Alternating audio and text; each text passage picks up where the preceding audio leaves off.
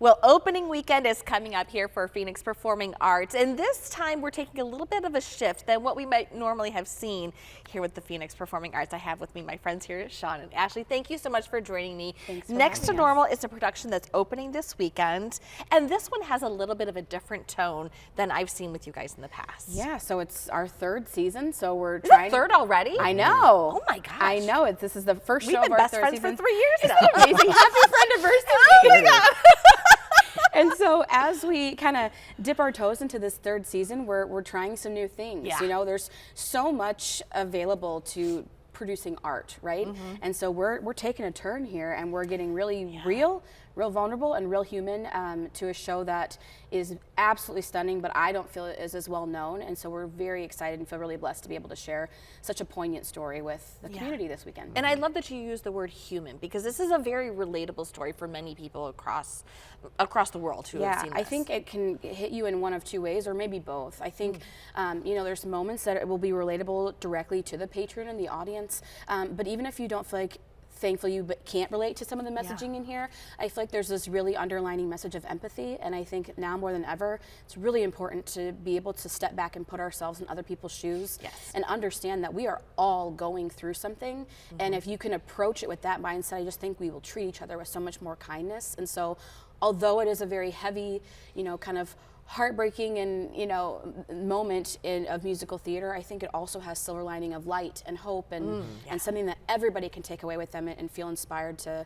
put into their daily life. Yeah, and I know the title is Next to Normal. I often feel like nobody's actually normal. Oh, absolutely. There is Normal no is definition of so not normal normal. anymore, right? Nobody knows Normal what that is boring. It is. But Sean, tell us about your role that you're doing this time. Sure. So I play Dan Goodman. He's this family of four that it kind of centers around, and he's the husband, the father, and his wife Diana is going through bipolar disorder.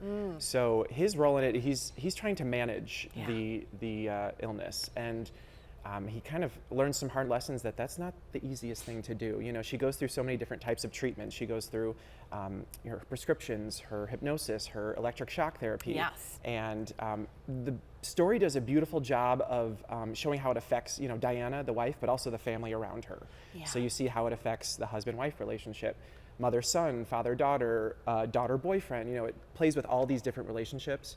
And Dan just really takes this, you know, side ride along with Diana to try and manage it and try and do what's best for his family and his wife. Which is really great that it kind of showcases the caregiver aspect. Exactly. Right, because that's something that we don't always consider. It's always generally focused on the patient and how we can help them better, but to have that caregiver perspective, I think, is really phenomenal. What kinds of experiences maybe are you pulling from to help you in this role, if you want to share? Sure. No, I think it's, you know, everyone, if you don't have any type of mental, you know, an illness or disorder, you know someone who does. Right. So I think, like I said, the show just does a really good job of, you know, the affected is always the most affected in these situations, but it shows how it affects the ones around them as well. So I think about, you know, if I've ever had a friend or family member who's gone through this kind of thing, how it affected me and what I did to try and help it and that kind of thing, and what is the best step. And like we said, the title is Next to Normal. He's trying to curate this perfect, painless life, and, you know, I think he realizes that's not a thing. That's just not possible. No. It isn't. Well, I have to say, stepping into the theater, and I see your set, it is beautiful. Is your husband the lead on this yet He's again? the guy, yeah. He's amazing. I love Thank He's you. so talented. Talk to us a you. little bit about what went into the set making this round. Yeah, so this show is, again, different, not just because of context, but because of cast size. So this show is only 6 people. Is it really? It's only 6 people, and that's what Oh the my show calls for. gosh. And so you would think, oh, it's 6 people, but it is grandiose in spectacle and in creation. And so I think the set size kind of matches the depth and the oomph of what this production brings. And so there are a lot of caveat moments of things where the emotional turmoil we're experiencing is also kind of paralleling in the blocking and the staging of what's going on. And so I think that was kind of what his goal was, is to make something that feels lived in, something real, something that looks like you are in someone's house, but then has those moments that you can apply those technical, more special effect, more theatrical moments to showcase all the mixtures and all of the energy levels that are crisscrossing throughout the entire production. Yeah, and are you directing this show? I am not. You're not? I got to do costumes this time. Look at you. Yeah, we're doing expanding your we're doing a horizons. youth show at the same time. So yeah, so we actually had a guest director, Brian Scully. He's been on our stage before. Great. And so he and Zach did the artistic and and technical directing, and then Brian did the stage directing.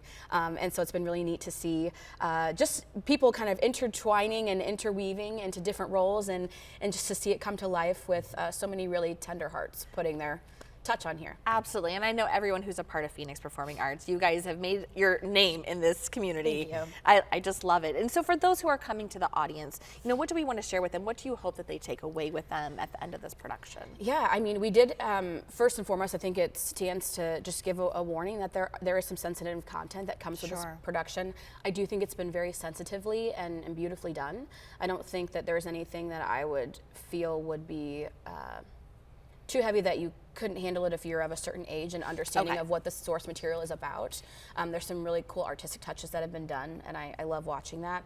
But then also, not only are you supporting art in our community, which I think is so important, but you're supporting people's stories, both real and make-believe, right? As Sean kind of touched on, even if you don't thankfully suffer from neurodivergency or a type of neurological disorder, mental illness, someone in your life does, whether you know it or not. Right. You may be walking down the street, people you work with, people that are your best friends may not even share it with you. And so being able to support that awareness, we're going to have the Samaritan Center here as our guest this weekend to provide information on mental health services and just to kind of shine a light on the fact that mental health and mental health advocacy is a good thing. Yeah. It's okay not to be okay, and I just hope that we can help shine a light on that in a way that is a little bit more palatable through song and through theater. And it is a musical. It is. Sung all the way through, rock score. Oh, rock score. Rock score. See the guitar up there? Rock score. I love it. And Sean, you are so talented. I've seen you perform before. What has it been like as far as the actor experience in this? Because it is a smaller cast. It is. Only 6 of us. And you see that in an audition notice and on the cast list, and you're like, okay, 6 people. But our first rehearsal, we all got there and we're like, oh, this is it. It's us. But luckily, a lot of people knew each other, worked with each other beforehand going in, so we kind of broke that barrier right away.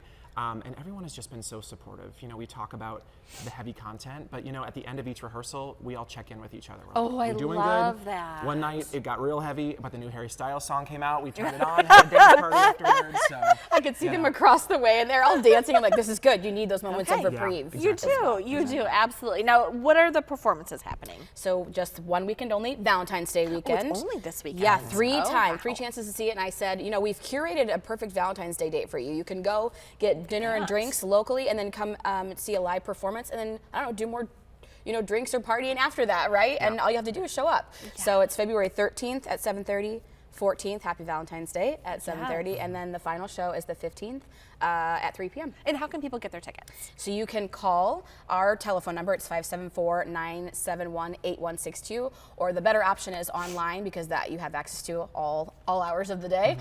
Or you can also get them at the door. But if you buy them ahead of time, the price is the same as it is at the door. So I love this as an opportunity to, spend the weekend. If you don't already have your Valentine's, I will tell you, I don't have my Valentine's Day plans yet this weekend. So now you do. Now here's your option. If you're like, what am I going to do? Here's your opportunity to do that. What do you guys have coming up next, real quick? Oh my gosh, we are actually honored to be the regional premiere of a musical called Come From Away. And so it's a musical that is all about a live event that happened during the September 11th attacks, when planes were rerouted to Newfoundland up in Canada. And so our auditions are literally the Friday after this show. So next Friday, what is it, the 21st? The Friday and Sunday, yes. The 20th and 22nd. And Sean is co-directing that with Zach. So look at you!